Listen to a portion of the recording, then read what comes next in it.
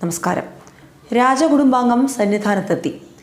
പന്തളത്തു നിന്നും രാജകുടുംബാംഗത്തെ അനുഗമിച്ച് മറ്റവകാശികളും എത്തിയിരുന്നു.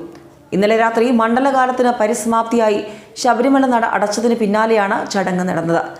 ഇന്ന് രാവിലെയാണ് രാജകുടുംബാംഗത്തിന്റെ സന്നിധാന സന്ദർശനമുണ്ടായത്.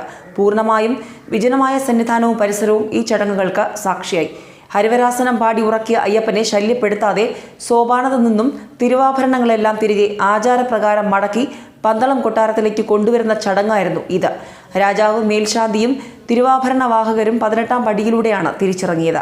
ഇത്തരത്തിൽ 18-ാം പടി തിരിച്ചിറങ്ങാനുള്ള അത്യപൂർവമായ അധികാരം രാജകുടുംബത്തിന് മാത്രമേ ഉള്ളൂ. 18-ാം പടിക്ക് താഴെ വന്ന രാജകുടുംബാംഗം അടുത്ത വർഷത്തേക്കുള്ള പണക്കിഴിയും മറ്റും മേൽശാന്തിയെ ഏൽപ്പിച്ചു. അതോടൊപ്പം താക്കോൽ തിരികെ ഏൽപ്പിക്കുന്ന ചടങ്ങും നടന്നു. തിരുവാഭരണ പേടകങ്ങളുമായാണ് തിരുവാഭരണവാഹകരും തിരികെ 18-ാം പടി ഇറങ്ങിയത്. ശബരിമലയുടെ ചരിത്രത്തിലെ ഏറ്റവും സംഭവബഹുലമായ മണ്ഡലകാലമായിരുന്നു കഴിഞ്ഞത്. സംഘർഷം മൂലം മണ്ഡലകാലം സുഗമമായിരുന്നില്ല. ഭക്തരുടെ വരവിൽ 1/3 കുറവ് വന്നു. മാത്രമല്ല, ഇതുവരെ ലഭ്യമായ കണക്കുകൾ പ്രകാരം വരുമാനത്തിൽ 100 കോടിയിലേറെ നഷ്ടമുണ്ടായി.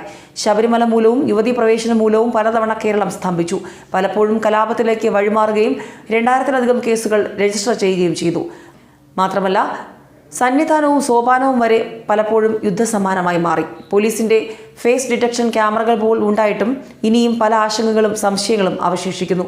ഒരുപാട് സംഘർഷങ്ങൾ നിറഞ്ഞു നിന്ന സന്നിധാനത്ത് രാജകുടുംബാംഗം എത്തുമ്പോൾ തികഞ്ഞ ശാന്തതയായിരുന്നു.